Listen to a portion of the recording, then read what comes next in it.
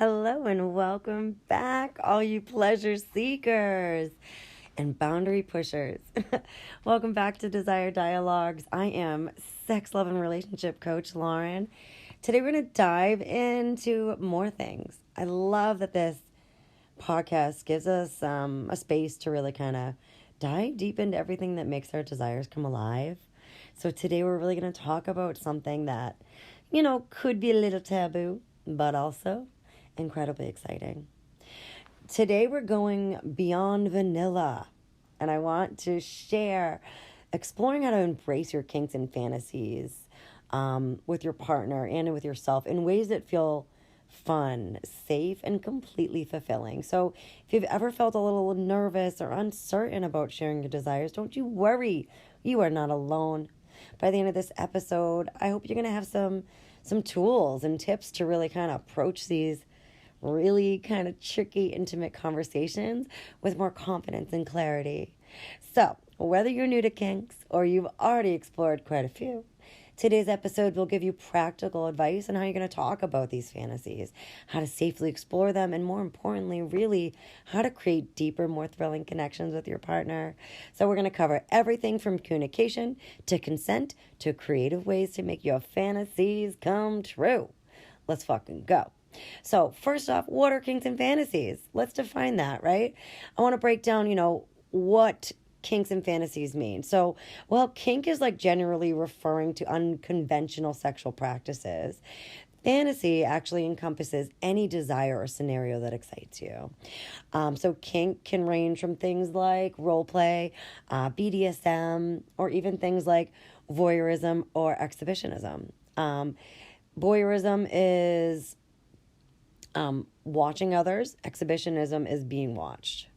So fantasies, on the other hand, are more like mental play. So if you were to imagine things, dream about it, want to experience it, whether, you see it in a book, you have like a dirty dream, you got the really, really raunchy chapter of that smut. Yeah, fantasy.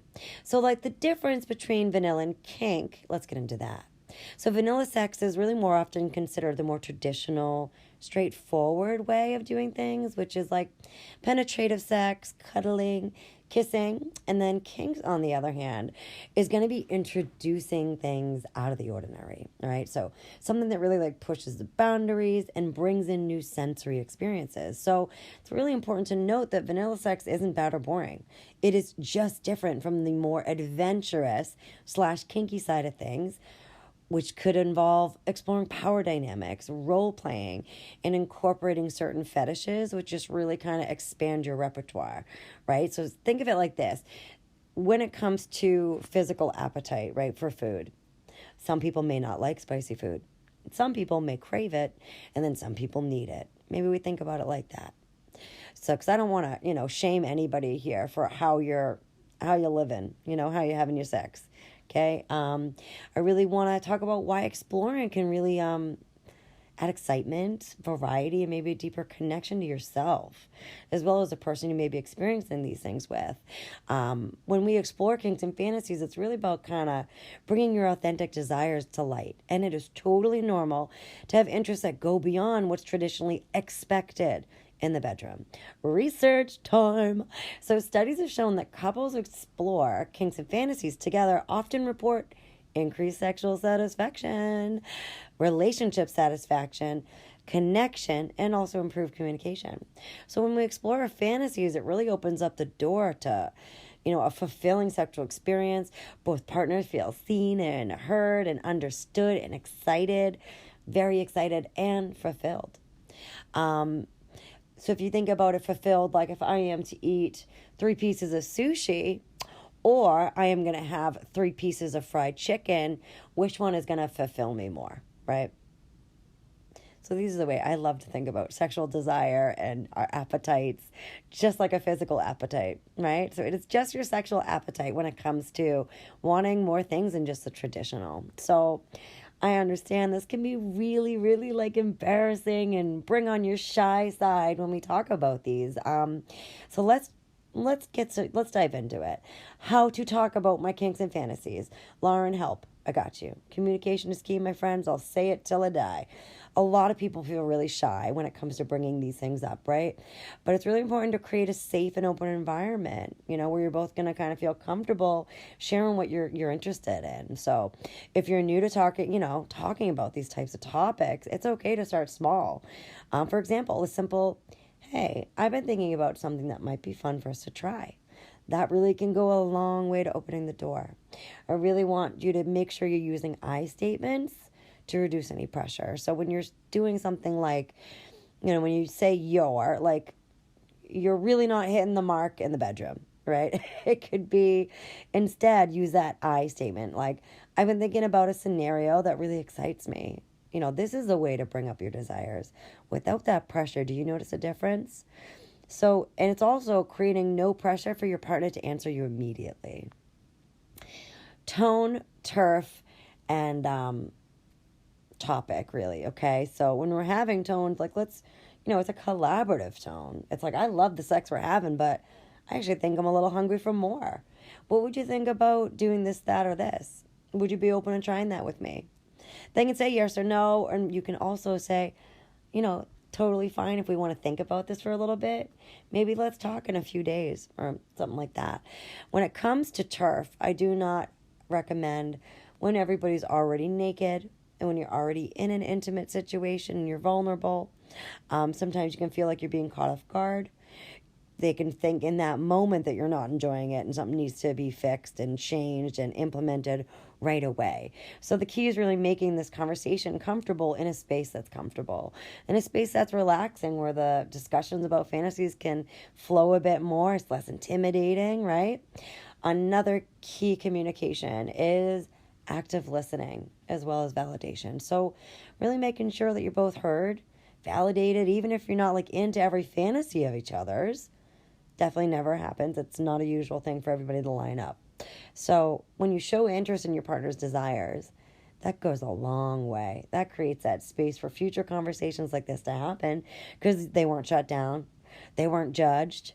You don't have to be into everything your partner likes, but it's really just cool to acknowledge like their feelings, their desires about it. You'd be like, that sounds really exciting for you. Tell me more about what that would do for you if that situation were to happen. It doesn't have any pressure that those things need to happen right then and there, but you can absolutely talk around it quite a bit. Another thing, consent and boundaries, right? So when we're creating this foundation of safe exploration, really having those boundaries in play is really important. So before jumping into any sort of kink, fantasy, get those boundaries out, right? So like consent isn't just about yes or no. It's about really making sure both partners are fully comfortable and on the same page for everything that would go down. So always discuss, like what's okay and also what's off limits. And then you can also talk about gray areas.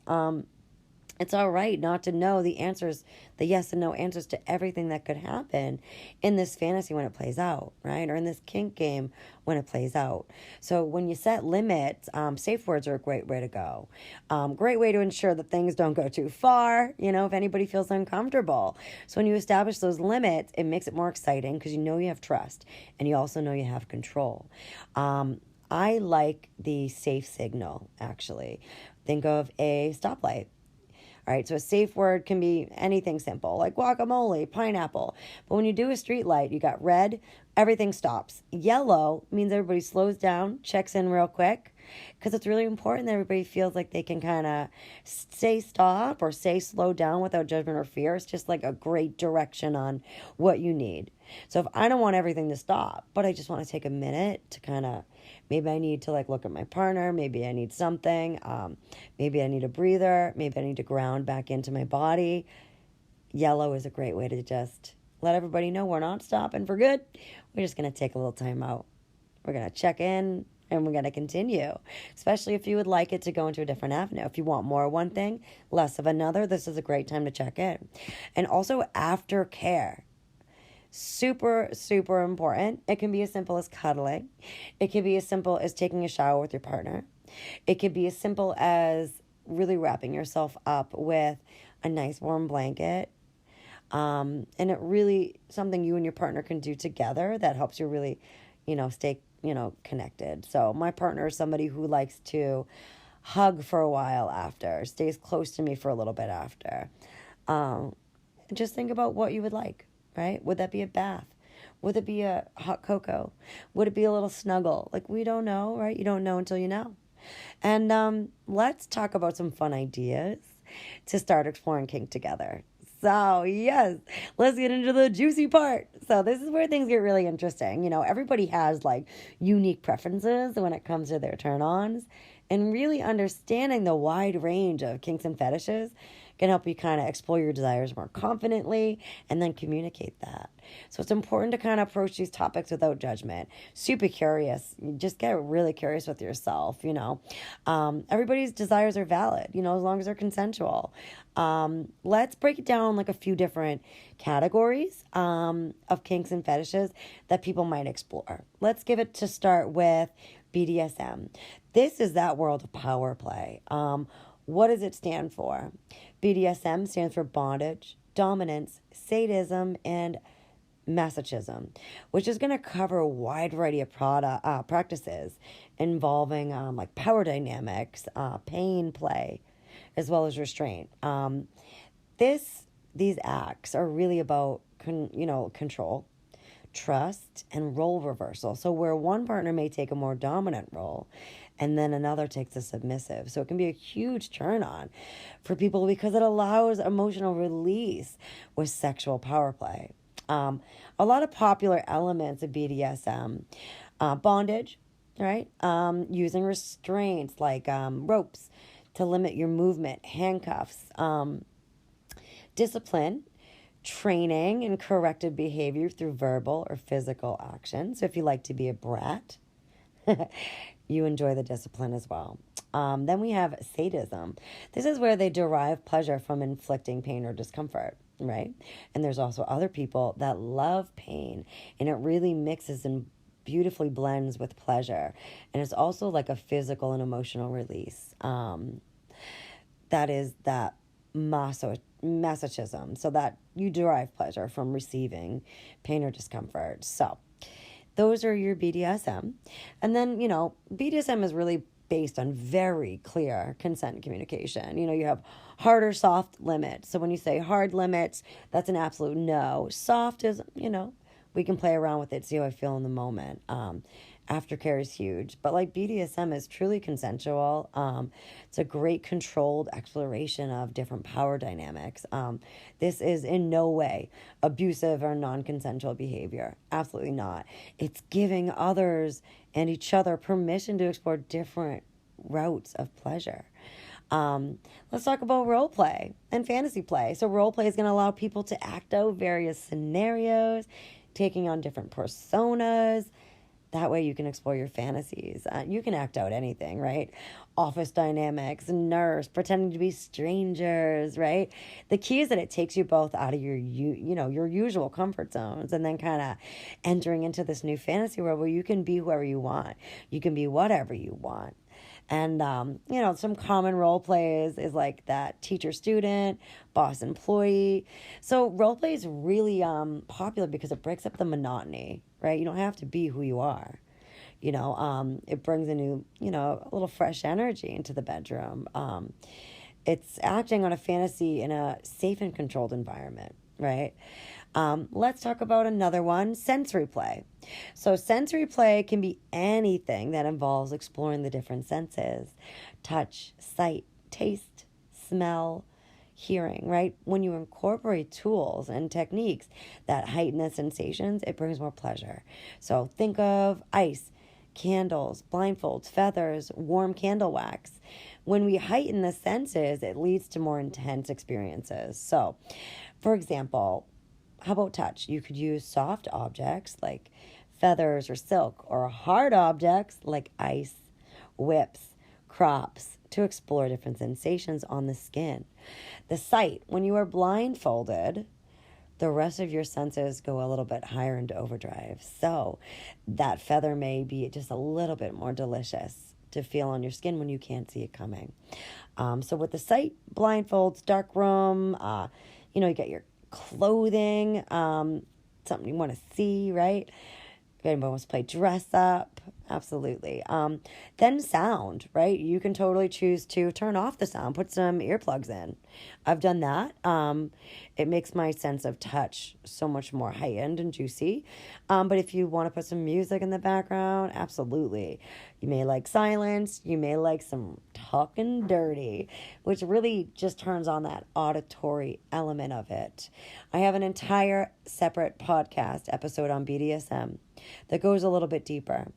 I also have another podcast episode on talking dirty. And let's go into the next sense, which is taste.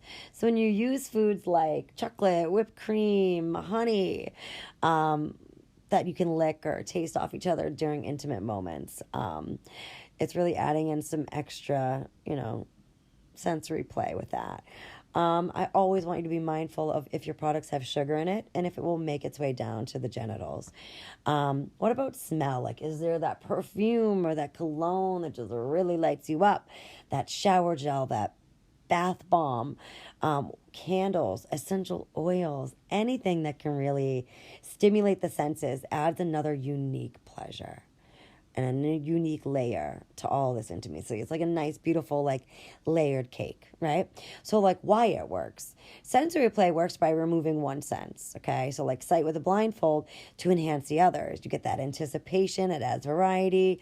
This kind of play kind of taps into the mind-body connection. It's not about intensity or pain, but it's really about giving and receiving heightened pleasure through your senses. So, it's like a nice gift that your body gives back to you. Well, let's talk about fetishes, right? So, what are fetishes? Fetishes are specific objects or body parts that trigger sexual arousal. So, unlike kink, fetishes are often really deeply ingrained and can be a really crucial part of that person's sexual identity. So, a fetish doesn't just make somebody excited. It's usually actually the focal point of their arousal. So, it could be some common ones, people have fetishes for almost about anything. It's really neat. Foot fetishes, one of the really common ones. That includes, the sight, smell, or the touch of feet. Leather fetish, latex, rubber fetish, uniform fetish, a hair fetish, right? Different types of lengths of hair, different colors of hairs, like some wig play. So I wouldn't, to understand fetishes a bit more, they can develop over time, and they can also, be tied to early experiences as well. This can be intensely sexual or just a part of somebody's identity. So it's really just, approach that with curiosity. So people with fetishes often enjoy the psychological connection that comes from their object or body part. So it's not just about the physical act. It's actually mental and emotional arousal that's going to make that fetish create itself. So let's talk about exhibitionism and voyeurism. So exhibitionism is the act of exposing oneself or performing sexually in front of others. Well, voyeurism actually involves watching others. So this can be thrilling for either side, right? So there's the thrilling thing for those who enjoy public settings, or those who like to watch. Exhibitionism is often about power and control. It's the thrill of showing off your body and being watched.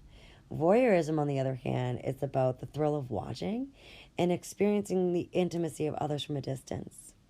So why do people enjoy these kinks, right? Both exhibitionism and voyeurism are about, breaking social norms, right? Embracing taboo behaviors that really bring this exciting aspect to it. So it's really a form of power play, or intimacy that is both secretive yet really exciting. All right, let's talk next about impact play and pain play. So impact play actually, usually involves striking the body, hands, paddles, whips.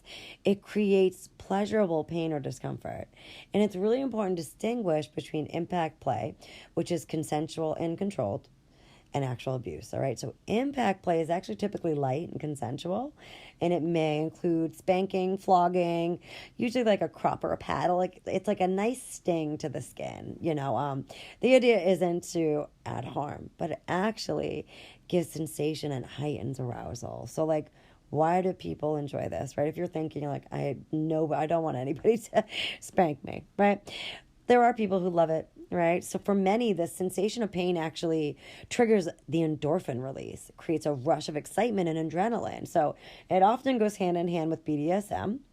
And the act as this consensual pain play can really be a way to break free of everyday life and experience. You experience like this deep connection through trust and sensation. So not necessarily be about inflicting harm.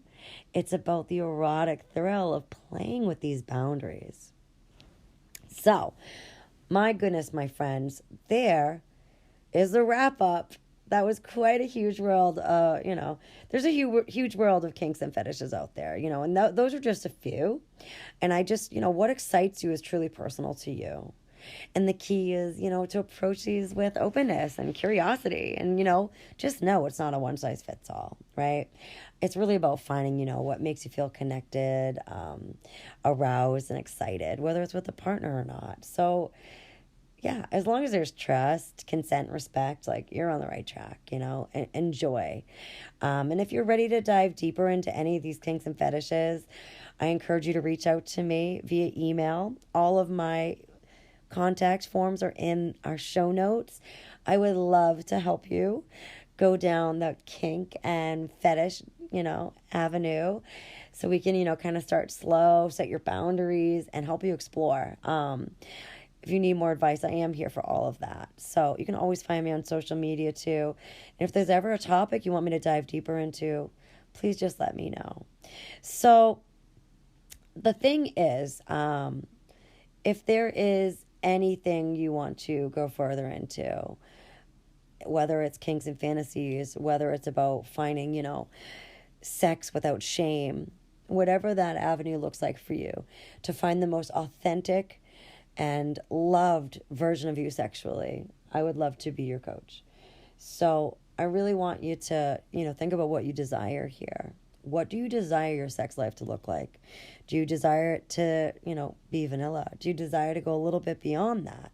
What are you hungry for? Like, what are you desiring? I want you to embrace your desires with no shame, my friends. So today we kind of really, chatted about quite a bit how to communicate, how to approach these conversations, and how to create a safe and open space where you can chat about it. So try some low pressure ways to explore, like, role playing or sensory play. Be open and honest about what you want to try, so like, hey, it's your turn. I'd love to hear about your, about what type of kinks or fetishes you've explored or are curious about. So feel free to connect with me, share this episode with a friend. I would love it if you left a review. And my friends, thanks so much for tuning in. And just remember, there's no shame in exploring those desires, whether they are kinky or vanilla. There is no wrong way. It's just what feels good to you. All right, until next time.